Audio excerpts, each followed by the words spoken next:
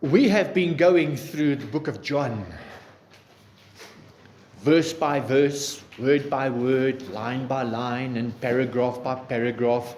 Theologically, we call those paragraphs pericopes. Some useless information, pericopes. And so we're going to go to another pericope this morning, found from John chapter 1, verse 19.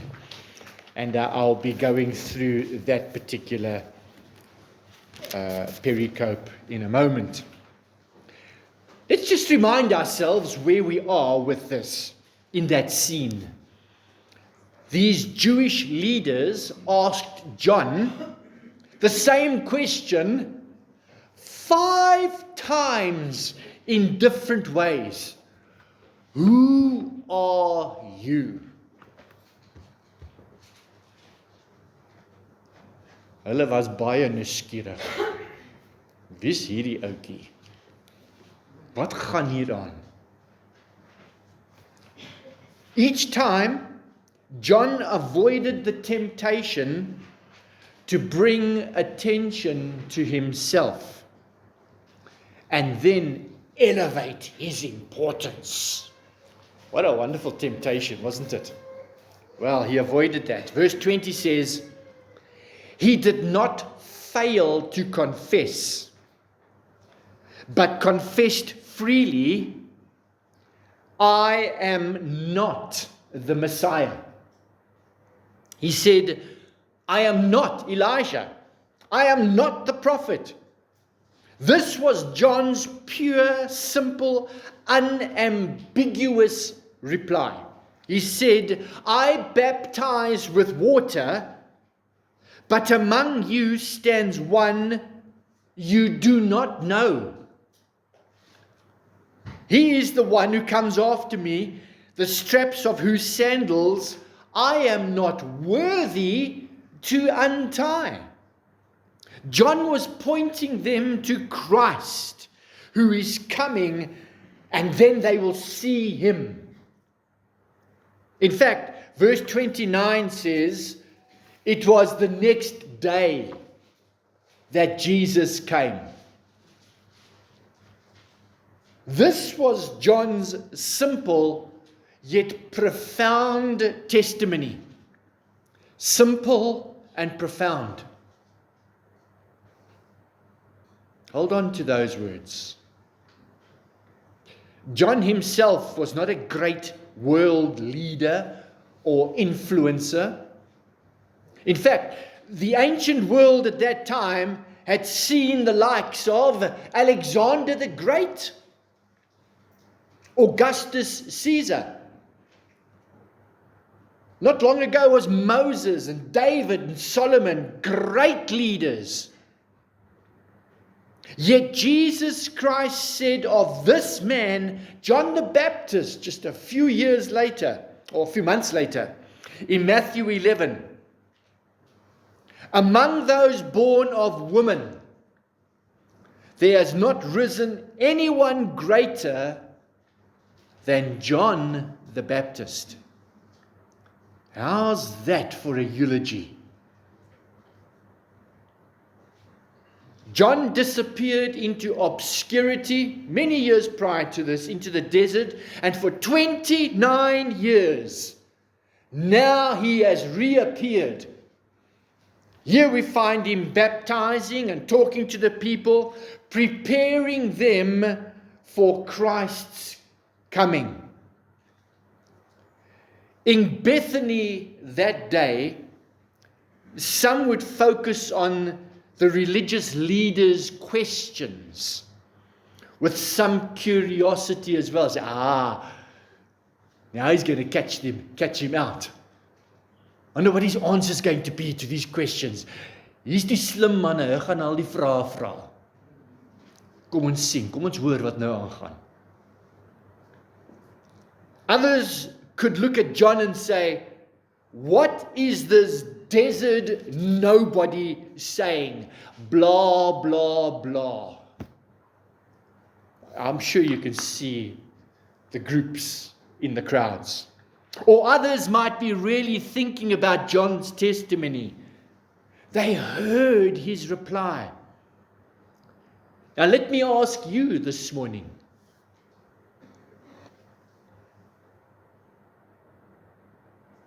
What do you hear?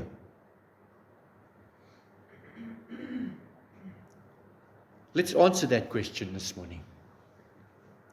What do you hear this morning? Wat hoor jy? My Afrikaans is nie so goed nie. Ek moes gesê het, wat hoor u? Beter, nee. Nee, nie eintlik nie. Dis reg, goed, dankie. What do you hear? 1. I am not the Messiah. I am not the Christ. He is saying, I am not the anointed one of God. Because that's what Christ means, the anointed one of God. We know that Jesus is coming again. He promised he would to our generation. And I believe that with all my heart. Yet there are so many today claiming to be the anointed spokesman of God. I am the anointed. How dare you challenge the anointed? Yeah, right. Jesus warned us in Matthew 24, verse 23, about these people in our generation, in pulpits happening around the city today.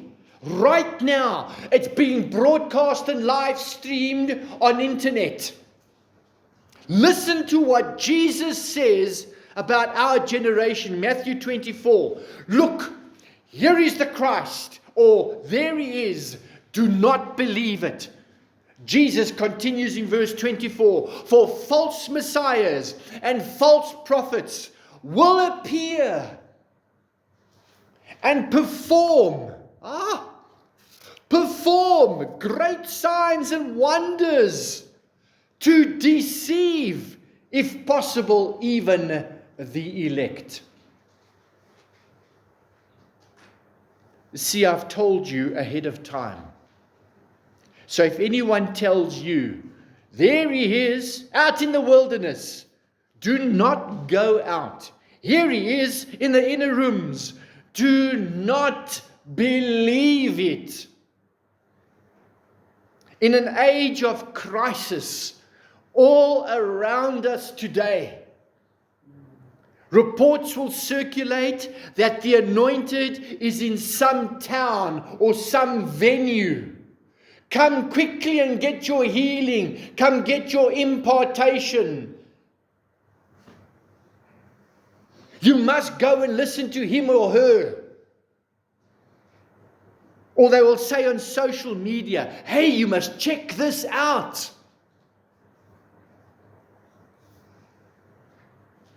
Get your prophecy.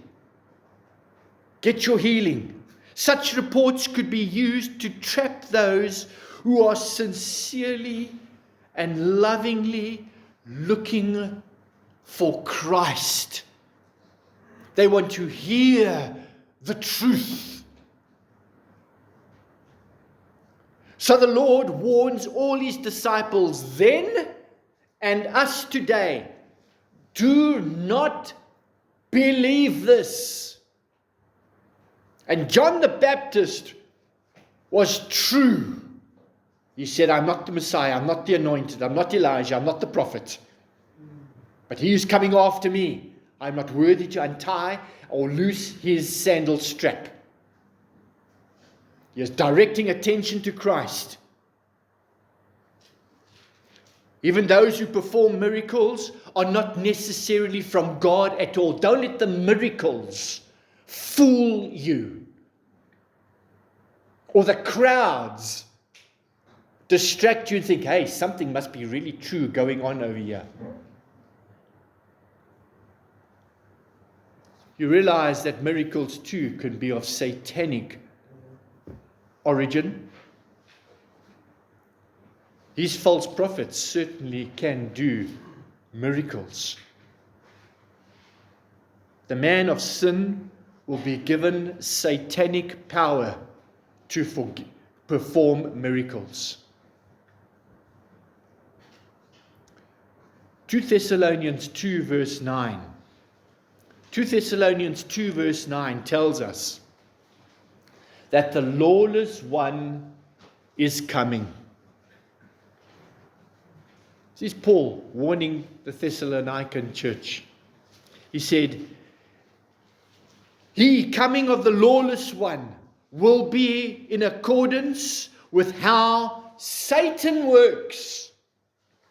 He will use all sorts of displays of power. Well, in our time, entertainment. The power of mass seduction. Through signs and wonders that serve the lie. John avoided the lie. And he pointed to Christ. These false anointed preachers bring attention to themselves. They use Christianese. Oh, praise the Lord. Blessed be Christ. Oh, this and that. But they're bringing attention to themselves. My wife and I always giggled when we saw one guy on TV. We used to call him Pixie Shoes. He had these long shoes that curled up in front. And these tattered jeans just to be hip, just to be part of the group that he's targeting.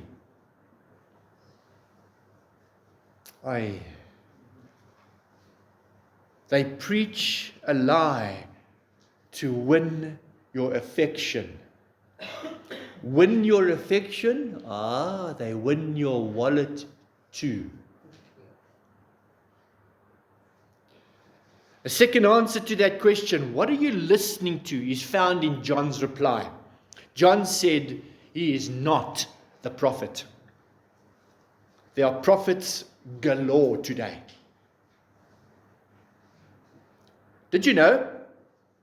You can just go online and apply, pay the fees, and you can be registered as a prophet at the School of Prophets, and they will send you your diploma. I kid you not.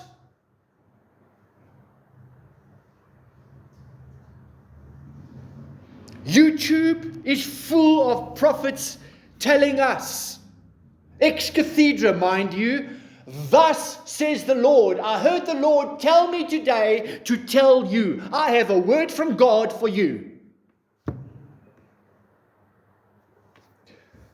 1 John 4 verse 1 warns us.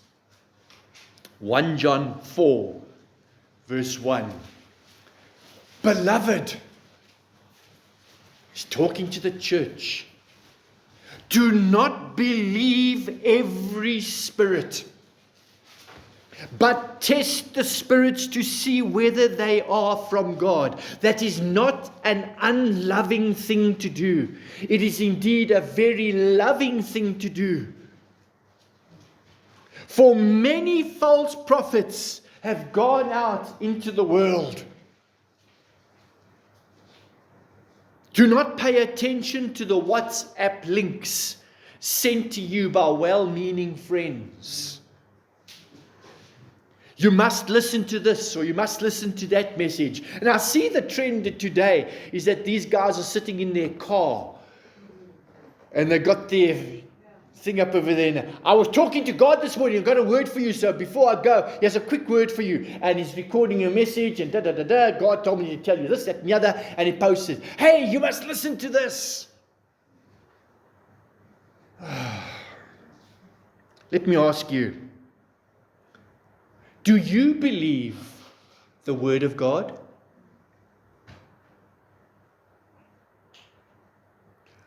Or is your spirit tuned into the word of God in one ear and tuned into others in the other ear? Or else, do you believe in the word of God? Yes, but you've got those muffs on. Word of God, I believe the word of God. What do you want to say? Speak, God, I'm listening. Or perhaps you have muffs on you, listening to so much other stuff. You can hear a faint word over there talking to you. Hey, what am I saying? Can we talk? Yeah, what do you want to say? Do you believe the word of God? Let me challenge you. And I challenge every pulpit, every preacher this morning with the same challenge. I challenge myself.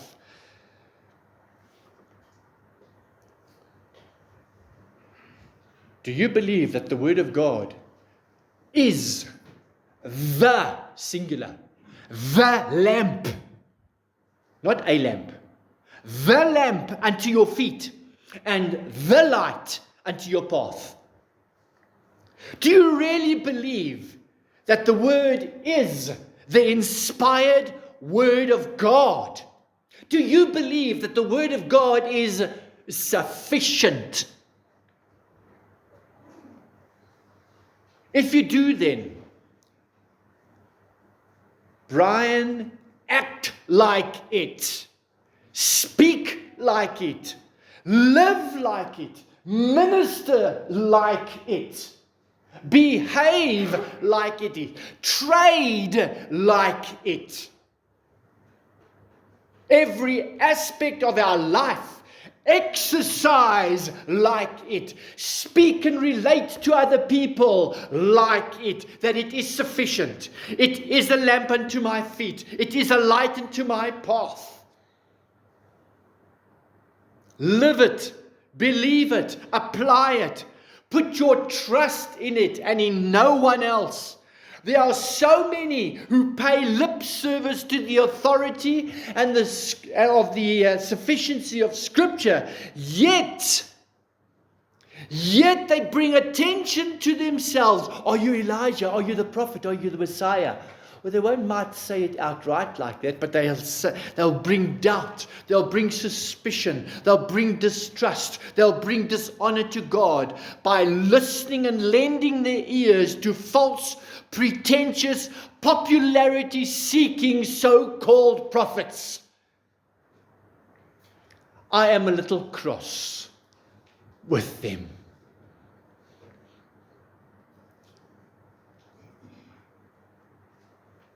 They put their faith in what they say, not Scripture. And they make life decisions on what these people say. I believe what he said is from God, so I'm going to do it. Oh, my beloved friends, that's not the lamp unto your feet and the light unto your path.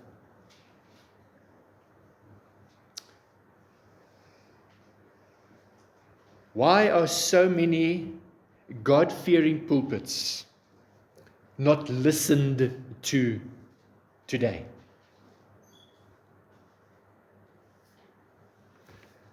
In that crowd listening to John the Baptist, there are people saying, John, blah, blah, blah, blah.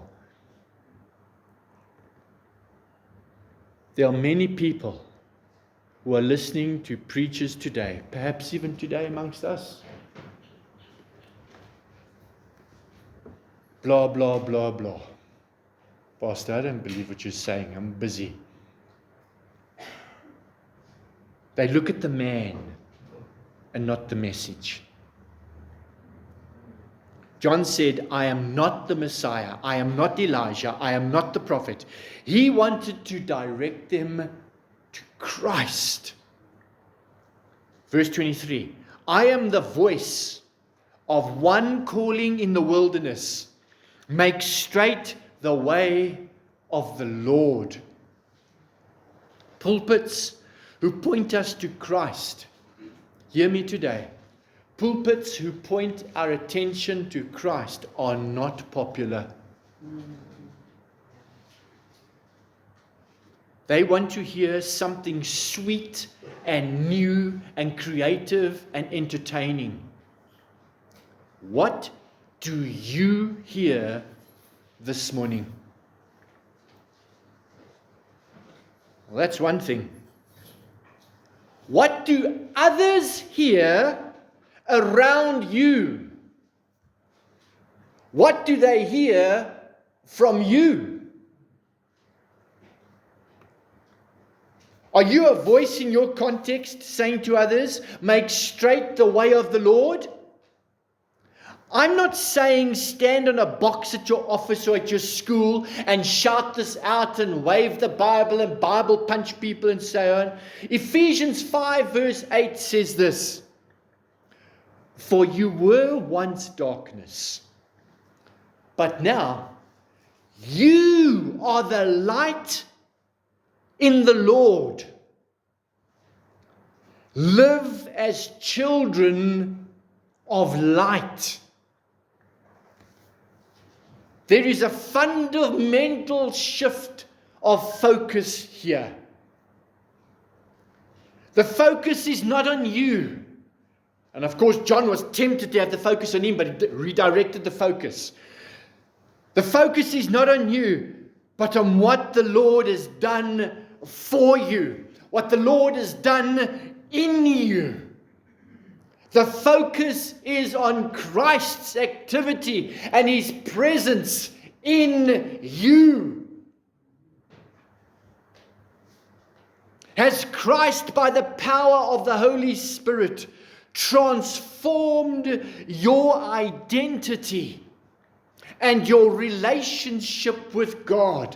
I once was a child of the devil himself, living in darkness, feeding the flesh and the lusts of the flesh, secretly, morally.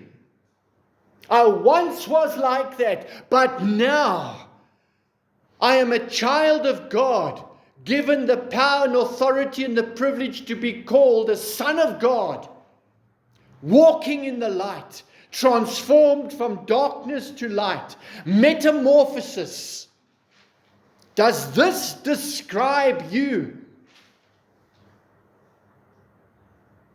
We have something John did not have that day. We have the glorious grace of God living in our hearts.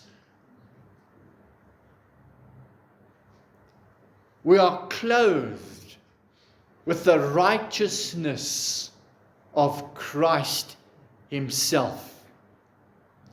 In Christ we are clothed with Christ's righteousness, His sacrifice. We've been washed, forgiven, set free from the penalty and the power of sin. Is that your testimony? Is that the message of your life? Philippians 2:15 is helpful to answer that question. What are others hearing from you?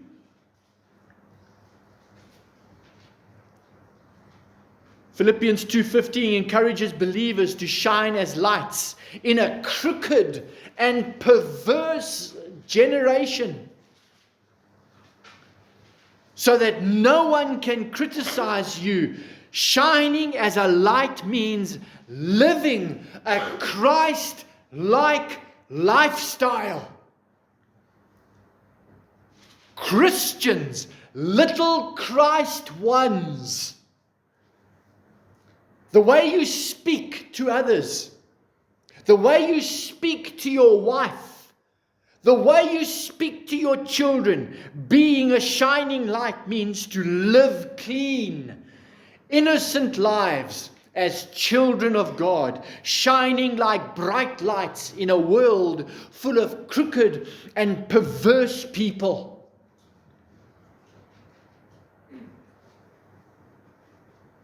So that you may be blameless, the Bible says, and pure. We're not perfect this side of the grave, but we are moving more and more to be Christ-like, more and more to be blameless, more and more to be pure. To be pure children of God who are faultless in a crooked and perverse generation, among whom you shine like stars in this world. You will stand out. You will be noticed. And we will see this with Pilgrim's Progress as they move through Vanity Fair. Vanity Fair in Bunyan's story is that they hear Christian and faithful speaking in such a way, you guys speak the ancient language.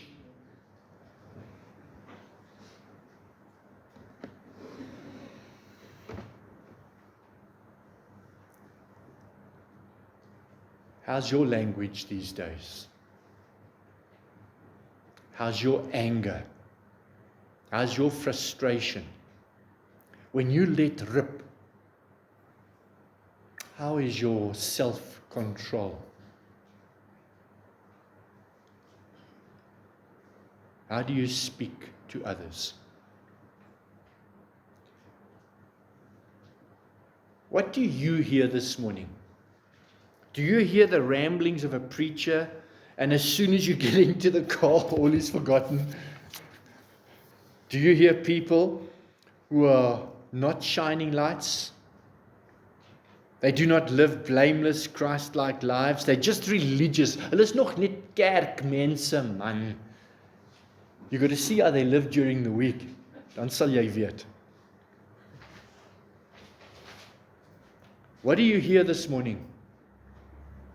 Like the crowds that day in Bethany, are you perhaps just looking at the events like the baptisms?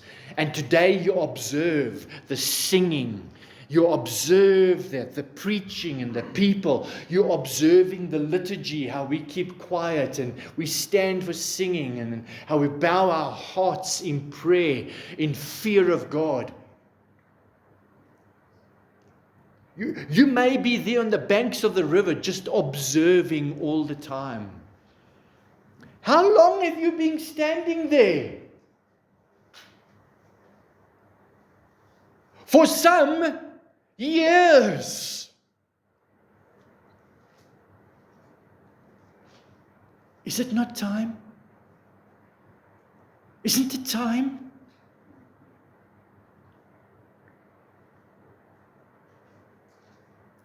Let me tell you what many have heard in generations past. The Spirit of God spoke to their conscience. And there was just no escape from that voice from God, because they heard God speak to their hearts. They heard Him call them, convict them. A light switched on in them. Something spiritual happened. As if they could now hear for the first time, for the Word of God is living. The Rhema Word of God is alive and active and sharper than any two-edged sword, and piercing even to the dividing soul and spirit of both joints and marrow, and quick to discern the very thoughts and intents of the heart. That is how sharp and effective God's Word is when you hear His Word. The Amplified translation of Hebrews 4 verse 12 says, "For the word that God speaks is alive and full of power, making it active, operative, energizing and effective. It is sharper than any two-edged sword, penetrating to the dividing line of the breath of life and the immortal spirit, and of joints and marrow of the deepest parts of our very nature, exposing and sifting and analyzing and judging the very thoughts and purposes of our hearts." There is nothing more powerful than that. John the Baptist could not do this to the crowd. I certainly cannot. But the Holy Spirit who authored the Bible can. He can flip the switch. You may come with many expectations. In fact, this morning, while you hear this simple man, me, It is my prayer that you will hear the Spirit of God speaking to you from Scripture, exposing and sifting and analyzing and judging your very thoughts and the purposes of your heart. What are you listening to today? If it is the Word of God, I'll make this statement. If you were listening to the Word of God, you will come face to face with the living Christ, and you will never be the same again. Guaranteed.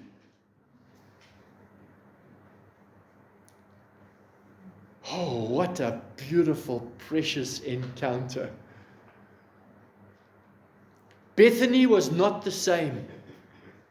Yes, I pray for a revolution in your heart. I don't pray for peace. I pray for wet pillows. A disturbed, sleepless night. Until you fall on your knees before your bed and you call out to Him. Oh, that's not a popular passage for us. It's not very seeker-friendly, is it? All our visitors won't come visit us again. Well, may your life not be the same again. Because you heard Christ speak to you. Oh Lord, I pray for those who have heard for so long and have watched and listened and observed on the banks for so long, but have just not heard. I beg you, Holy Spirit, to cut through our conscience today, cut through our self-righteousness, that we might hear you call and convict us.